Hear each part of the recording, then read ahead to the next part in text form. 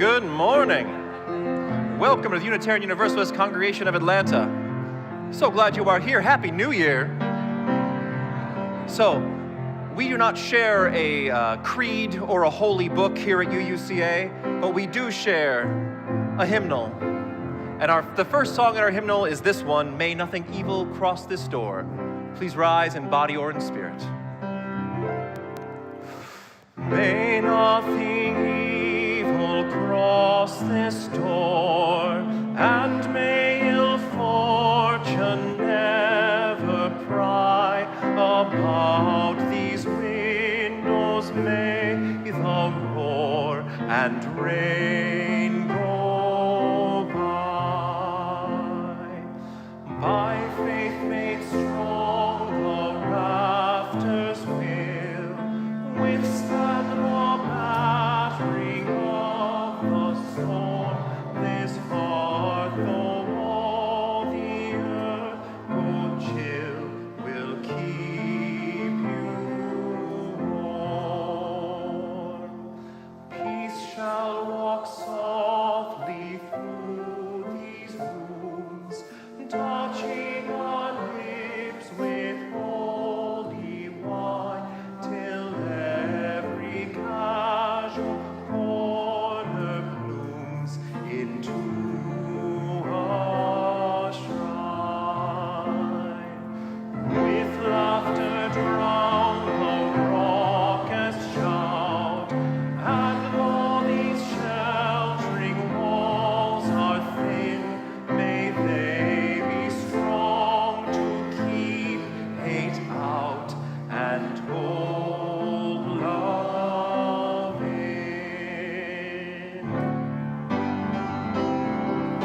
Love will guide us, peace has tried us, hope inside us will lead the way on the road from greed to giving. Love will guide us through the hard night.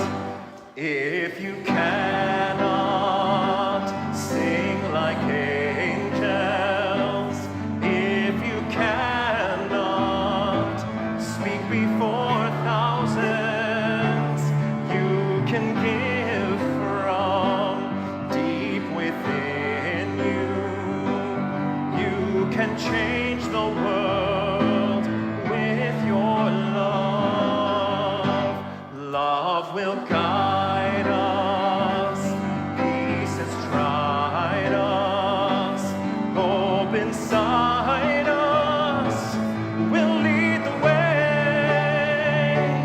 on the road from greed to giving.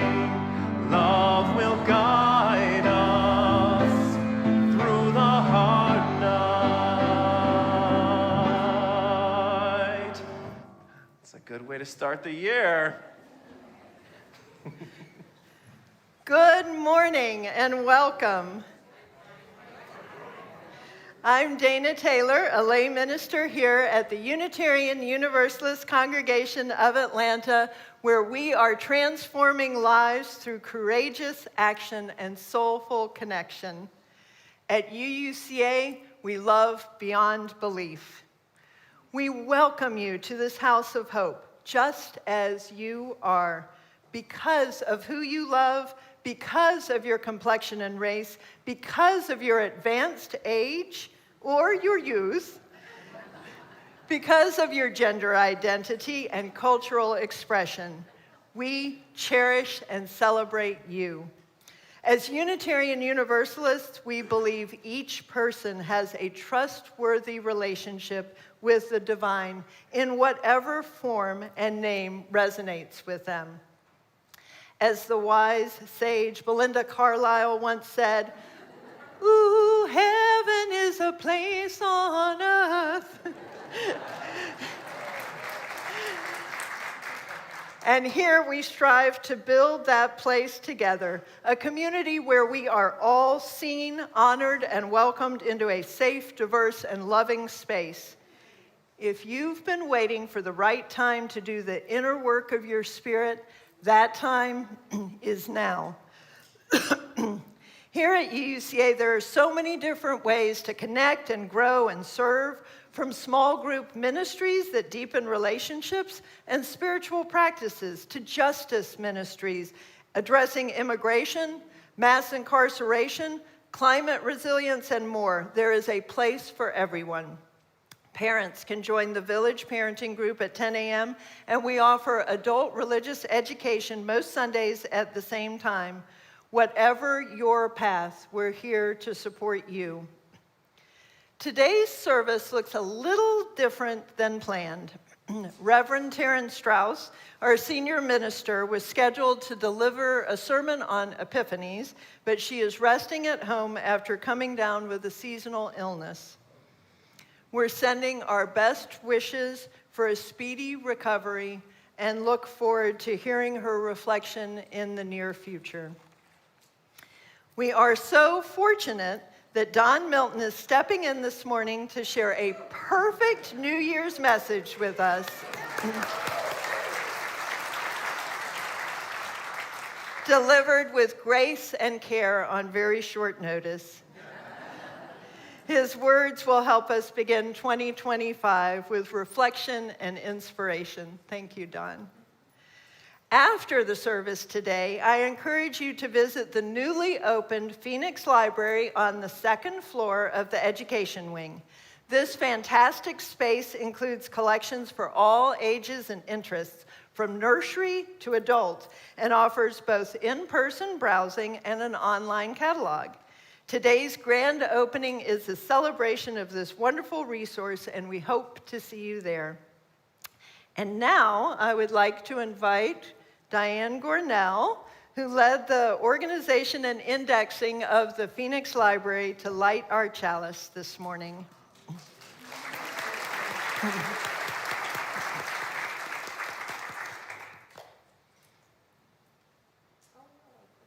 That's okay.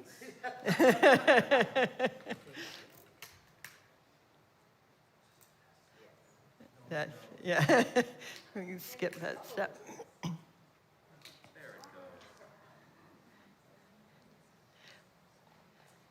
And let's say the chalice lighting words together. May the light of this flame illuminate our tradition of seeking, invite all who yearn for acceptance, and ignite our passion for justice and peace. Thank you. Oh.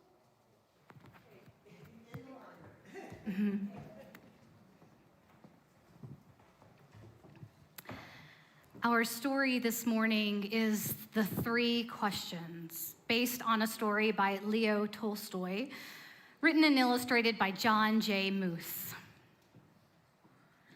There once was a boy named Nikolai, who sometimes felt uncertain about the right way to act. I want to be a good person, he told his friends, but I don't always know the best way to do that. Nikolai's friends understood, and they wanted to help him. If only I could find the answers to my three questions, then I would always know what to do. When is the best time to do things? Who is the most important one? What is the right thing to do? Nikolai's friends considered his first question. Then Sonia the heron spoke. To know the best time to do things, one must plan in advance, she said. Gogol, the monkey, who had been rooting through some leaves to find something good to eat, said, You will know when to do things if you watch and pay close attention. Then Pushkin, the dog, who was just dozing off, rolled over and said, You can't pay attention to everything yourself. You need a pack to keep watch and help you decide when to do things. For example, Gogol, a coconut is about to fall on your head. Nikolai thought for a moment. Then he asked his second question. Who is the most important one? Those who are closest to heaven, said Sonia, circling up to the sky. Those who know how to heal the sick, said Gogol, stroking his bruised noggin. Those who make the rules, growled Pushkin. Nikolai thought some more. Then he asked the third question. What is the right thing to do? Flying, said Sonia. Having fun all the time, laughed Gogol. Fighting, barked Pushkin. Then the boy thought for a long while. He loved his friends. He knew they were all trying to help him. Sometimes we need help. He loved his friends. He knew they were all trying their best to help him answer his questions. But their answers didn't seem quite right. Then an idea came to him. I know, he thought. I will ask Leo, the turtle. He has lived a very long time. Surely he will know the answers I am looking for. Nikolai hiked high up into the mountains where the old turtle lived all alone. When Nikolai arrived, he found Leo digging a garden. The turtle was old, and digging was hard for him. I have 3 questions, and I came to ask your help, Nikolai said. When is the best time to do things? Who is the most important one? And what is the right thing to do? Leo listened carefully, but he only smiled. And then he went on with his digging. You must be tired, Nikolai said at last. Let me help you. The turtle gave him his shovel and thanked him. And because it was easier for a young boy to dig than it was for an old turtle, Nikolai kept on digging until the rows were finished. But just as he finished, the wind blew wildly and rain burst from darkened clouds. As they moved towards the cottage for shelter, Nikolai suddenly heard a cry for help. Running down the path, he found a panda whose leg had been injured from a falling tree. Carefully, Nikolai carried her into Leo's house and made a splint for her leg with a stick of bamboo. The storm raged on, banging at the doors and windows. The panda woke up. Where am I? She said. And where is my child? The boy ran out of the cottage and down the path. The roar of the storm was deafening. Pushing against the howling wind and drenching rain, he ran farther into the forest. There, he found the panda's child, cold and shivering on the ground.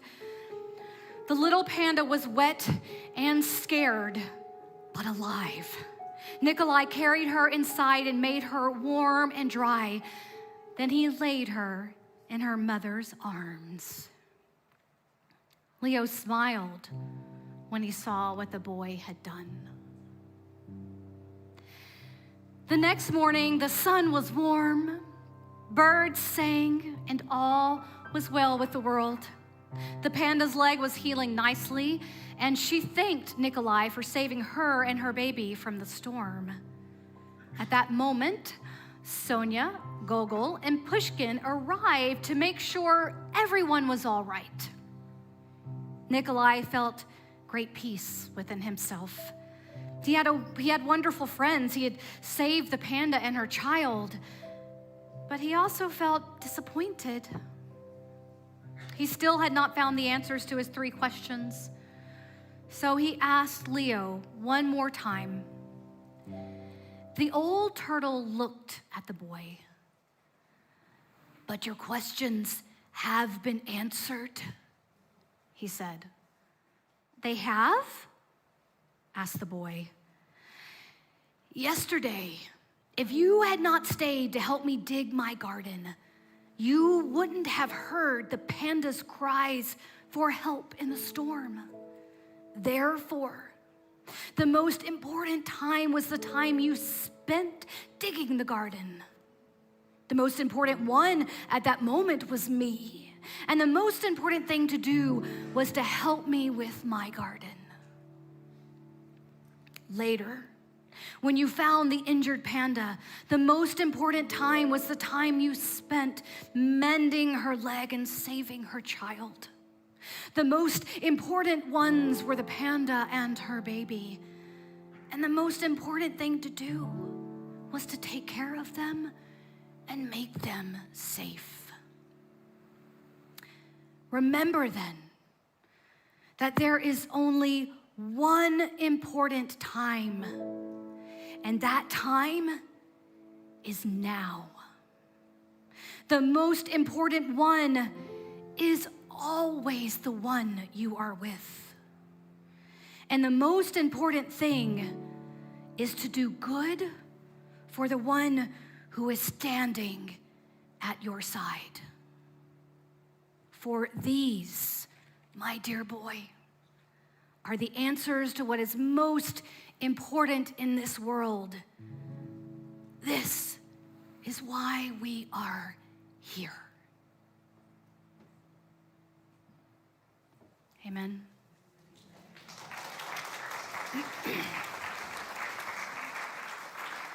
I'd like to invite the Milby family to the chancel to lead us in this morning's movement prayer. And while they are making their way up, we invite you to rise as you are willing and able.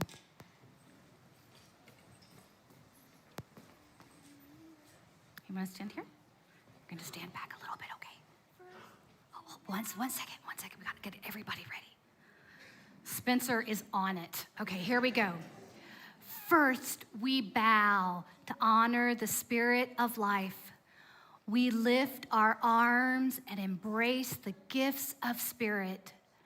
We bring these gifts unto ourselves with gratitude and breathe and smile. We share these gifts with the world. We remember to be present, honor, embrace, gratitude, share, be present.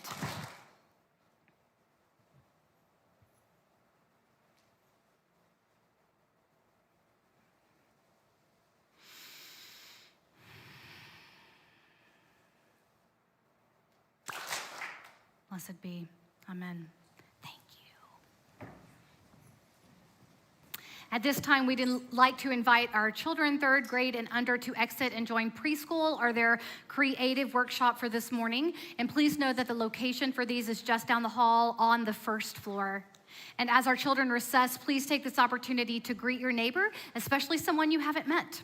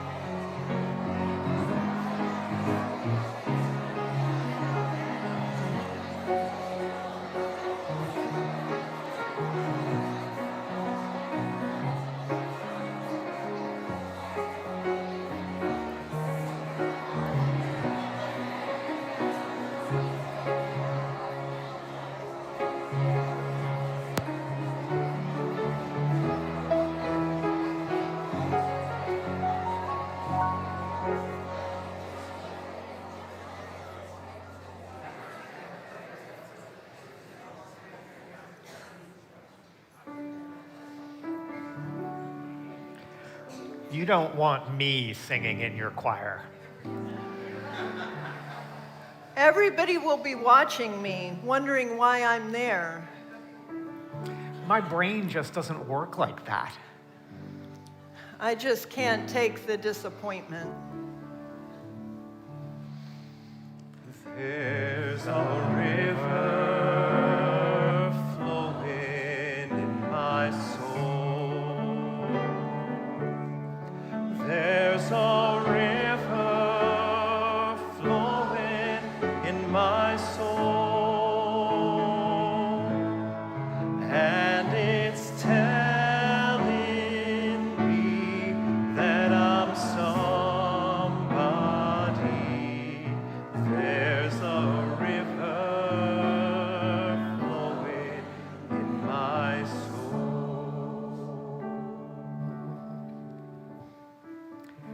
We can't all just follow our bliss. I'm scared.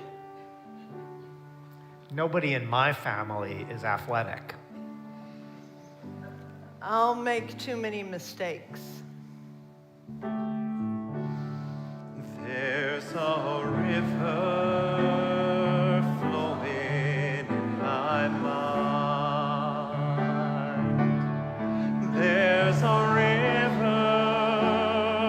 flowing in my mind,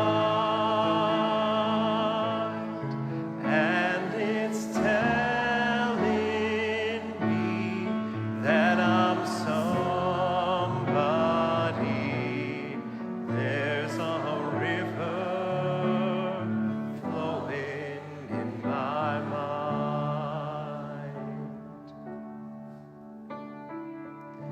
How often do you tell yourself you can't do something? How often do we decide it's not for us before we even give it a try? What excuses do you tell yourself so you don't commit to something that might make your life a whole lot better? Let the river flow. Let it push that fear away. You are somebody absolutely brimming with possibility. There's a river flowing in my soul.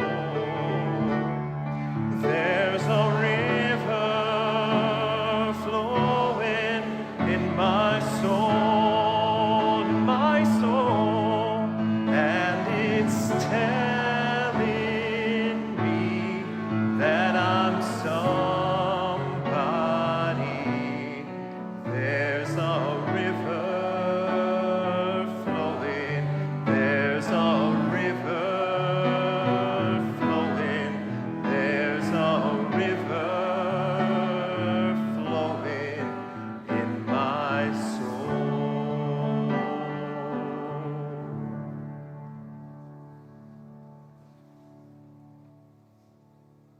Nobody tells people who are beginners, and I really wish somebody had told this to me, is that all of us who do creative work, like, we get into it, and we get into it because we have good taste. But it's like there's a gap, that for the first couple years that you're making stuff, what you're making isn't so good, okay? It's not that great. It's trying to be good. It has ambition to be good, but it's not quite that good. But your taste, the thing that got you into the game, your taste is still killer. And your taste is good enough that you can tell that what you're making is kind of a disappointment to you. You know what I mean? A lot of people never get past that phase. A lot of people at that point, they quit. And the thing I would just say to you with all my heart is that most everybody I know who does interesting creative work, they went through a phase of years where they had really good taste. They could tell what they were making wasn't as good as they wanted it to be. They knew it felt short. It didn't have this special thing that we wanted it to have.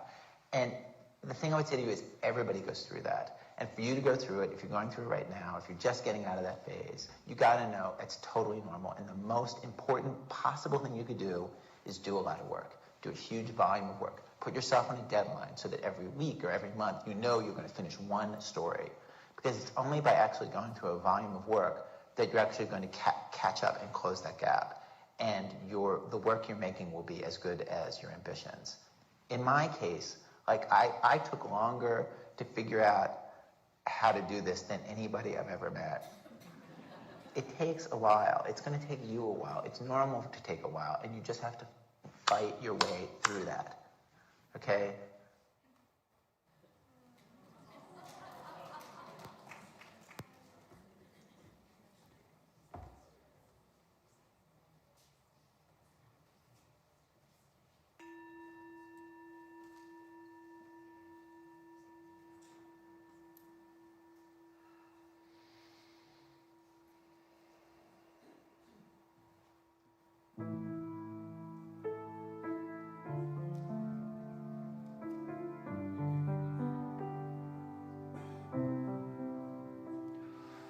Spirit of life, come unto me. Sing in my heart all the stirrings of compassion. Blow in the wind, rise in the sea. Move in the hand, giving life the shape of justice. Roots hold me close, wings set me free.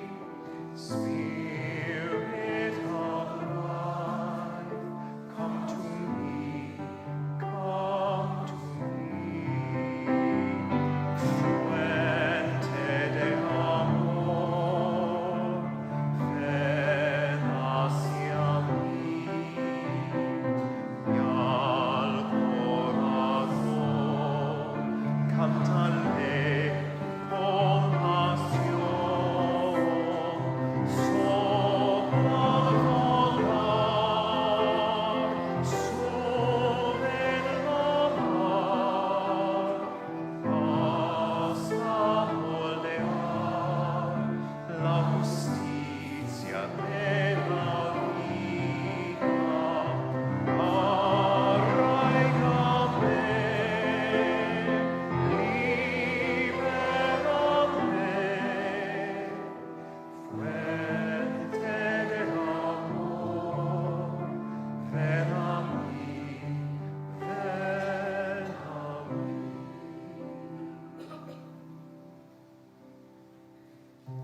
Let us put hands on hearts. Feel the heartbeat connection to life. Breathe in peace. Say to yourself silently, I will love myself. I will love others. And that love can heal the world. At this time, we hear the joys and sorrows of this congregation. We celebrate with Laura Ballou and family as they welcomed Ingrid Rose Ballou into the world last Friday morning, December 27th. Mother and baby are healthy and happy at home and have enjoyed the time with big siblings Lucas and Amari Jane before school starts. You are invited to say the names of people you are holding in your heart this morning. Speak their names out loud into this holy space or write them into the live chat now.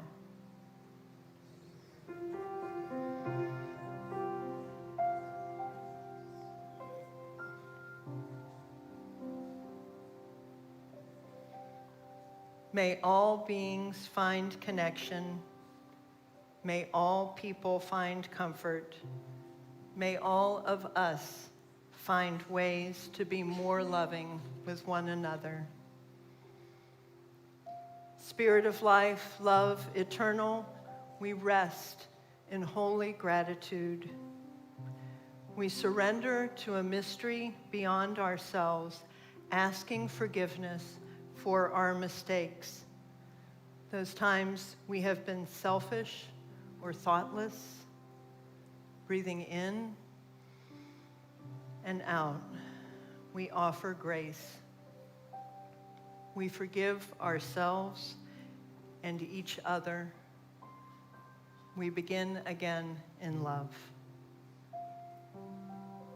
Let us calm our bodies and our minds. We breathe in peace and we exhale. We relax into this space that our intentions make sacred. We enter into the silence.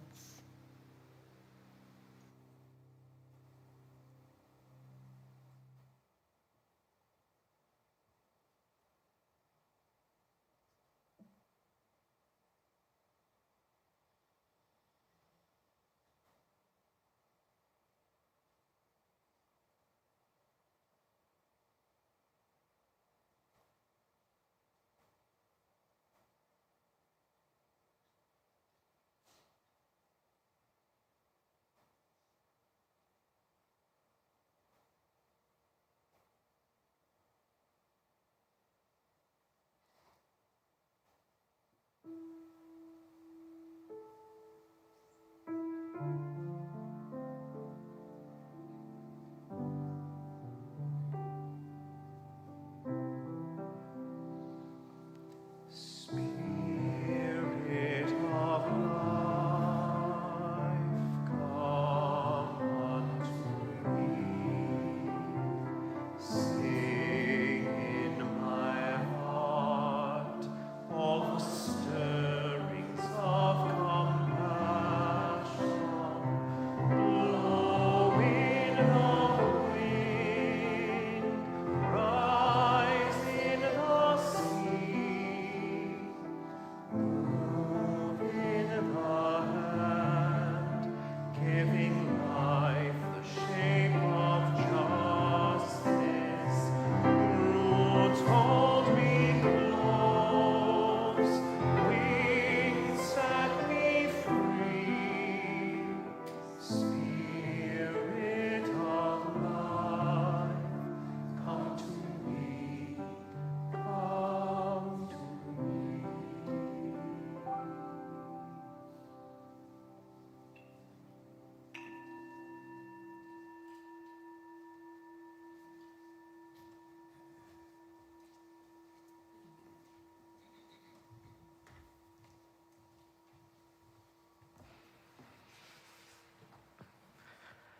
Reverend Taryn wrote these words today for our call to offering. I will share them with you now. The only cure for love is more of it, writes the poet Jan Richardson. Each Sunday, we pray for the strength and creativity to find more ways to be more loving. I see you loving more all the time. When you help someone to their seat in the sanctuary, when you listen to someone's aches and pains, when you serve someone coffee on Sunday mornings, when you create a permaculture garden where before there was only grass, when you deck the halls with boughs of holly, and when you climb that same ladder again to remove them, when you call someone up because you haven't seen them at church in a long while and you wonder if they're okay, when you forgive someone for their trespass. If the only cure for love is more of it, then what the world surely needs now is more love, sweet love. I will admit to being in a fugue state these past couple of months. I'm unsure what to do next, which is unfamiliar territory. But I know that each act must be more loving. Love that protects this sacred tradition and beloved congregation. Love that compels others towards loving actions in return. I need to reconnect with the love I remember I am a part of each time I am here with you. In a prayer pose, eyes open or closed, hands on hearts or open to the sky, or hands in prayer, it matters little. Just to feel an abiding love, to long for it and seek more of it, and to be insatiable. Anyway, what I'm saying is we have to grow. It takes work, intentions, goals, and delivering to grow a congregation in these times. In this age of shrinking churches, growth is audacious and highly unusual. But I think we can grow. When people are looking for more love somewhere, they can find it right here. When people long for acceptance, for connection to beauty and spirit and prayer and sacred work, they can find it right here. But we cannot wait for happenstance. We must happen. So we need to fund our growth initiatives, those ministries outside of the budget that are more experimental, that draw different crowds and put us in new communities. Right now, Growth Initiatives supports the Pilgrim Gallery and our curator, Courtney Brooks, who knows about how to make connections, how to create art that shows love people, that shows that love people right back when they engage with them. Let us get serious about growth, about inviting more people into the love we have found here. And let us give generously to support the Pilgrim Gallery and other growth initiatives that we co-create here at UUCA. This morning's offering will now be given and gratefully received.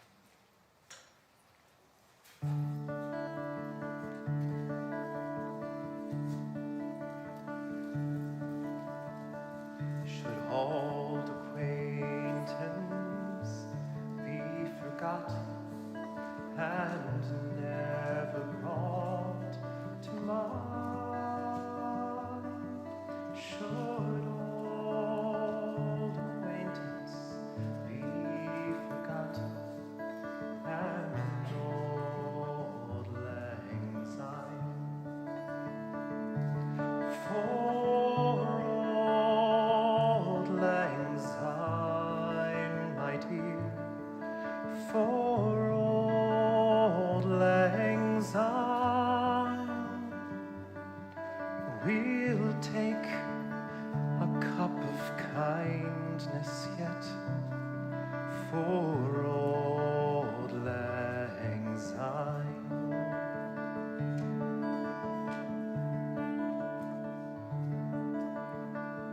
We too have run about the hills and pulled the daisies fine, but we have wandered on weary feet since old lang syne. We too have paddled in the stream from morning until dawn, but seas between us broad have roared since old lang syne. For old lang syne, my dear, for old lang syne, we'll take a cup of kindness yet for old lang syne.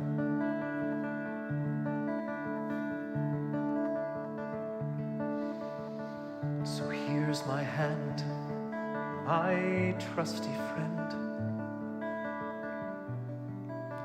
Put your hand in mine.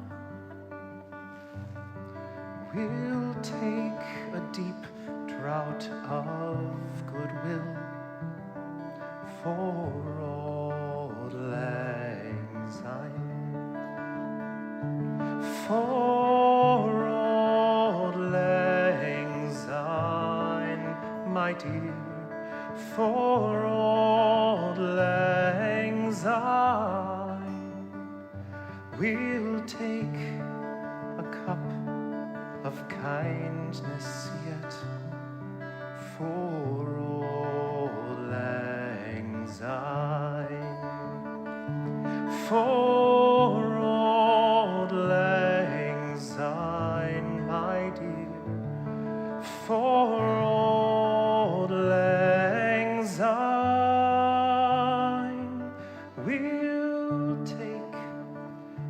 cup of kindness yet for auld lang syne, for auld lang syne.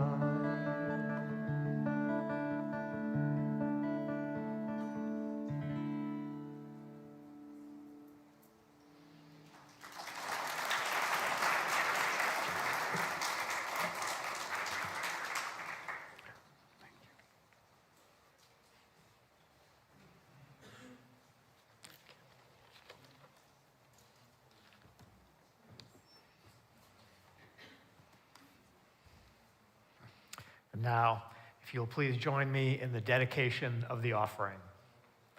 To the work of this congregation, which is weaving a tapestry of love and action we call community, we dedicate our lives, and these are offerings.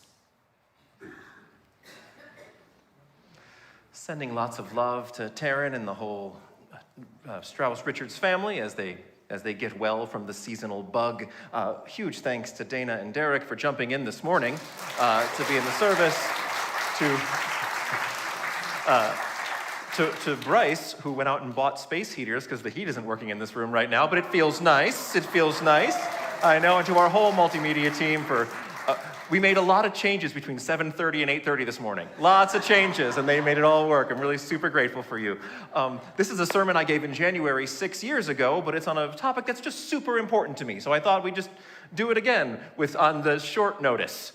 So I am good at games. Cards games, board games, skill games, they just kind of work in my brain. I pick them up quickly, I devise a strategy, and I win games most of the time. Much to the chagrin of my friends and family. And some things in life are just like that, right? We all have things that we are inherently pretty good at. So we have some previous skills or abilities easily apply, and it feels good. Jumping into a new activity, already feeling like you can be good at it, you can be successful. A couple weeks before I did this sermon 6 years ago, I went axe throwing with some friends in Michigan. This is a new fad all over the country. There's places to throw axes in Atlanta if you're interested. What you do is you have some drinks, you throw some hatchets. Very safe, very good. So my friends and I, we got there early, and we're watching some other people throw axes, and I'm thinking, whoa, I'm gonna be great at this. So we get the tutorial, we get an extensive safety talk, and we start playing, and it turns out that I am really bad at throwing axes. I think in the hour we were there, I threw an axe like 25 times. Most of the time it would just kind of hit the board in the wrong place and fall down. Occasionally it would go into the board, but nowhere near the target. I still had a very good time, but I'm sure I would have had a much better time if I was good at it. Right, if it had come to me more naturally. Now, axe throwing is decidedly low stakes. There was no betting, nobody looked at me differently or lost respect for me because I couldn't accurately throw an axe into a board. There are places in life where being good at something like your job or taking care of others or finances, it's important. But we're not talking about those things today. We're talking about things that have the potential to enrich our lives in little or big ways, things that we avoid because we don't want to struggle. When we approach something new that doesn't come easily to us, we have some decisions to make, such as, do I need to be better at it to enjoy it? And maybe not, right? Some things are just about process, not product. There are a lot of people who love playing golf and are absolutely terrible at it. And their being terrible has no effect on their enjoyment. That goes for a lot of activities. If you're not, by some definition, good at something, but you love doing it, you should just keep doing it. Another question arises when we aren't instantly good at something, which is it worth it?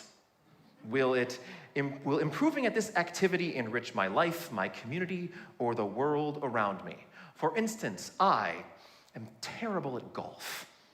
right? My father owned a golf store when I was a child, and I'm just bad. No matter what club I'm swinging, driver to pitching wedge, it's gonna go 50 yards forward and 50 yards to the right, usually onto a different hole.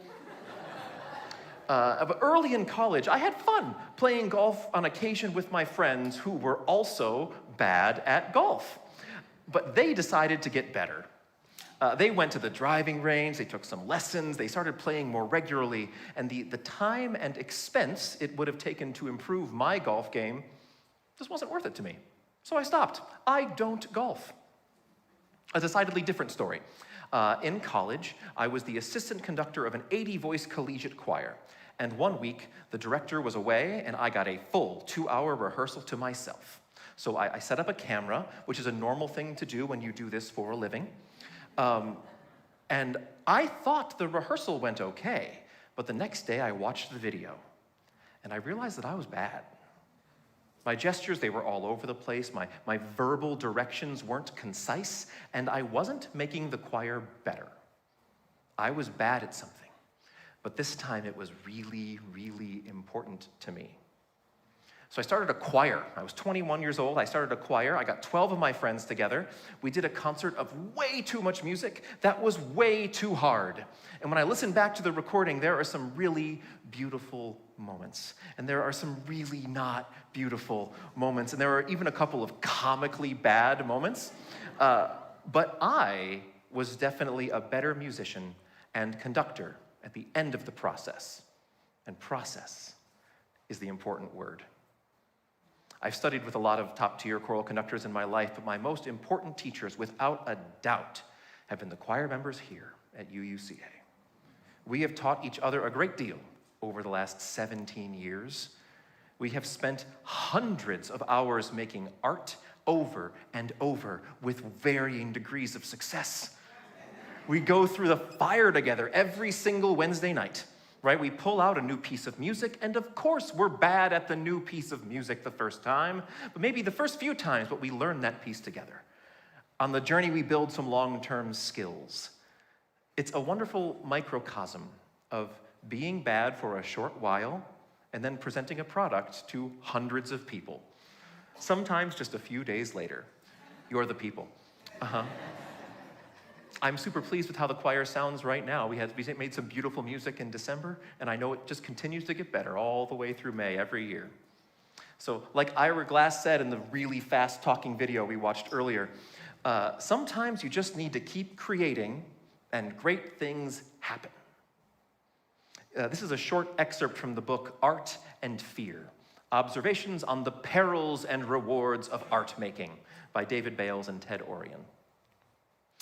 The ceramics teacher announced on opening day that she was dividing the class into 2 groups. All of those on the left side of the studio, she said, would be graded solely on the quantity of work they produced. And all of those on the right side, solely on the quality. All those, her procedure was simple. On the final day of class, she would bring in her bathroom scale and weigh the work of the quantity group. 50 pounds or better, you get an A. 40 pounds a B, and so on.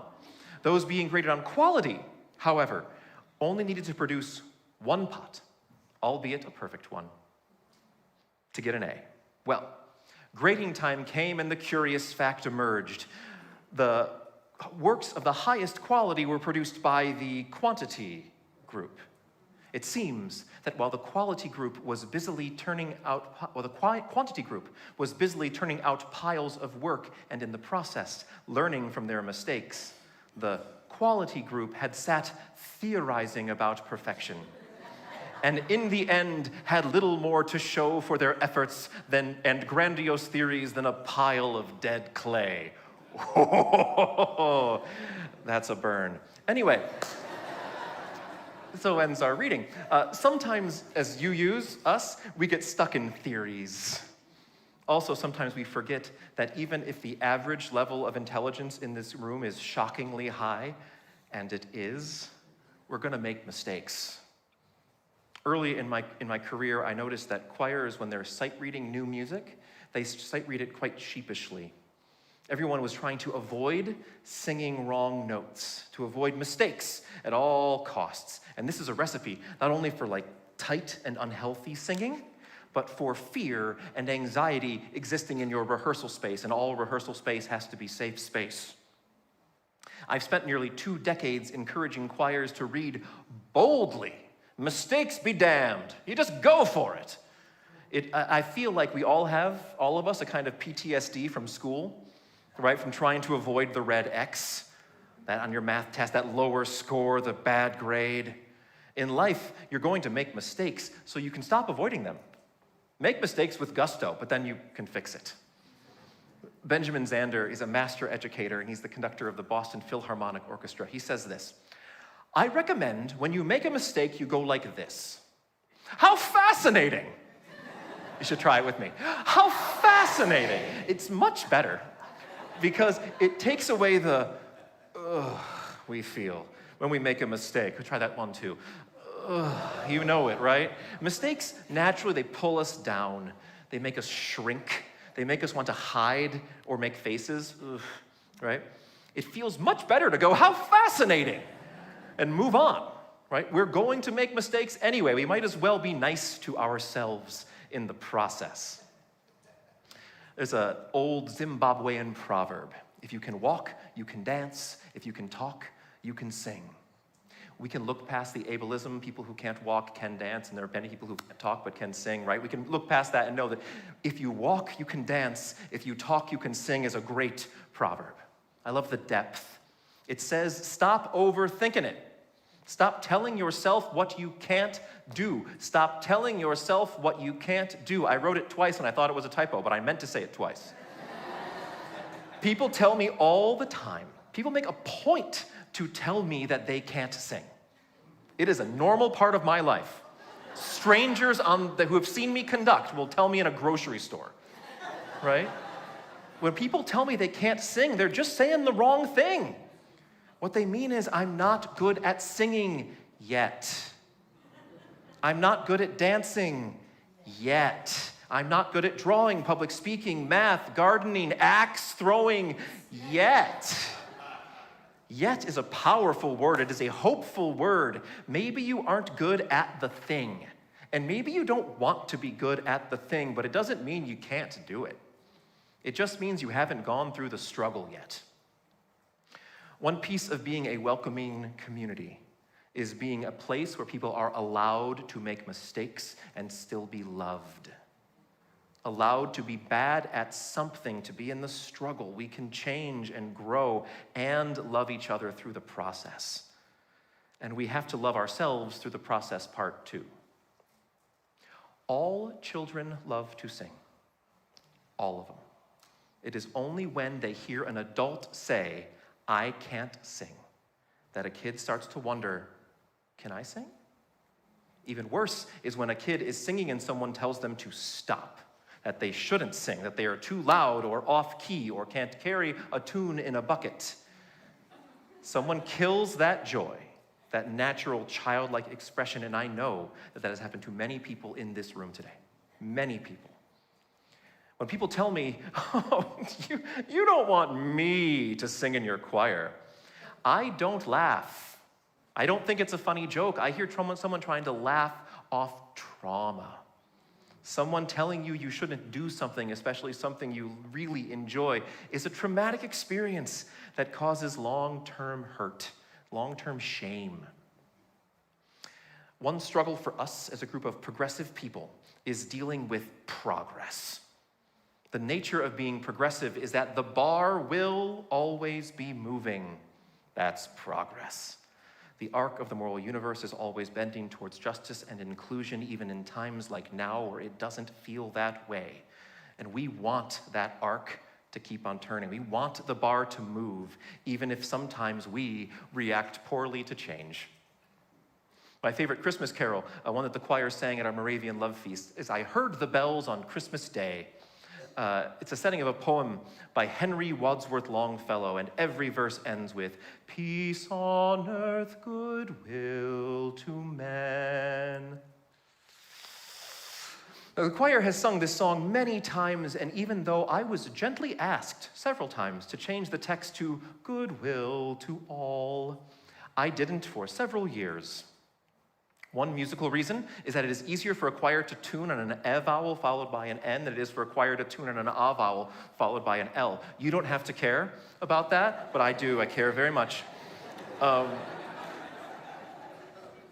It took me too many years. And I also thought, that he was such a famous poet. Longfellow certainly meant all when he wrote men. It took me too many years to understand how important representation was, right? That when you're saying men to mean all inherently is exclusive of more than half of the world's population. We now sing peace on earth to all, goodwill. It fixes both problems. Fixes the musical issue and the issue that I was woefully blind to for too long. UUs did such a good job of getting rid of patriarchal language in our hymnals and our readings. When readings used brothers or men to refer to everyone, we replaced it with sisters and brothers or women and men. We replaced the word Lord with a bunch of different words.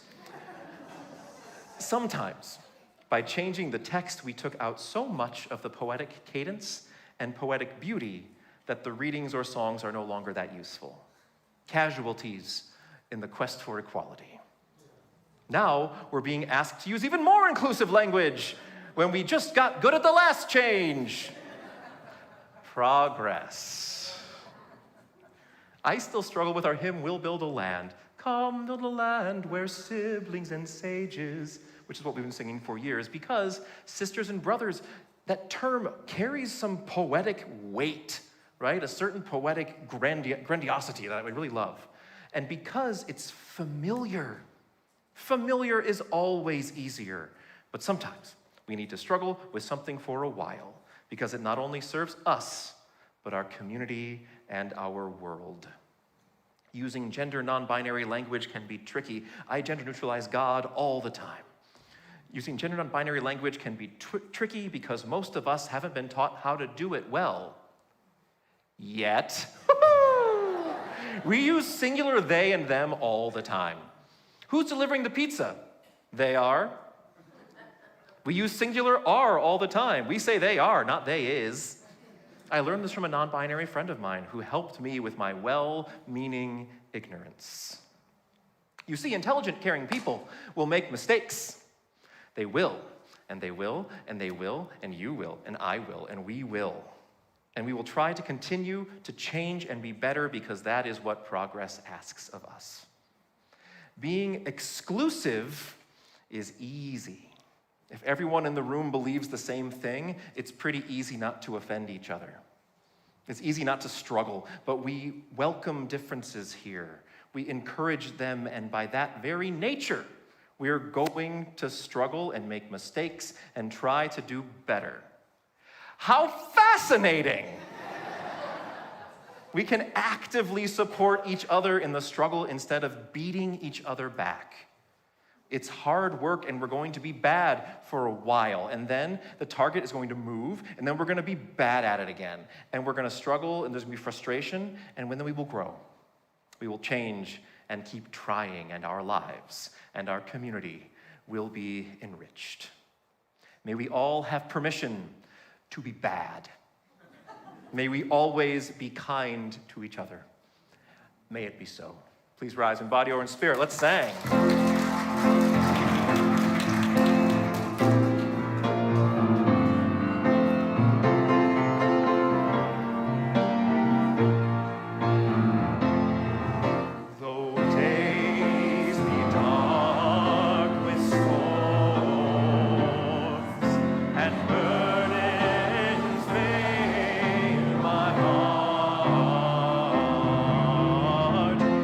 Troubles wait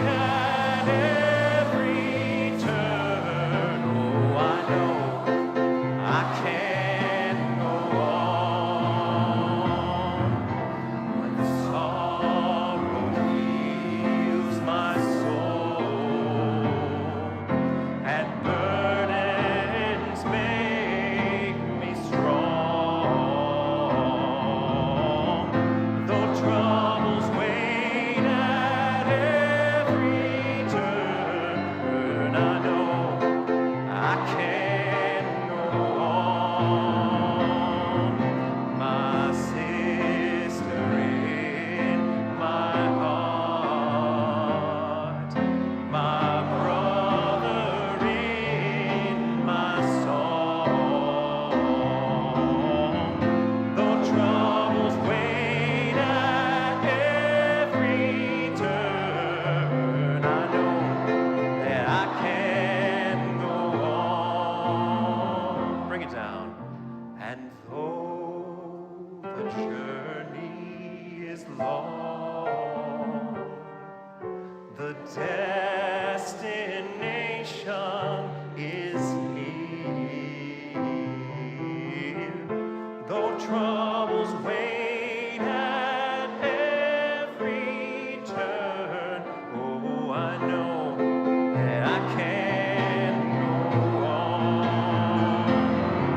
So cousins, take my hand, and siblings, sing my song. When home awaits at every turn, oh, I know we will, I know we will, yes, I know that we will go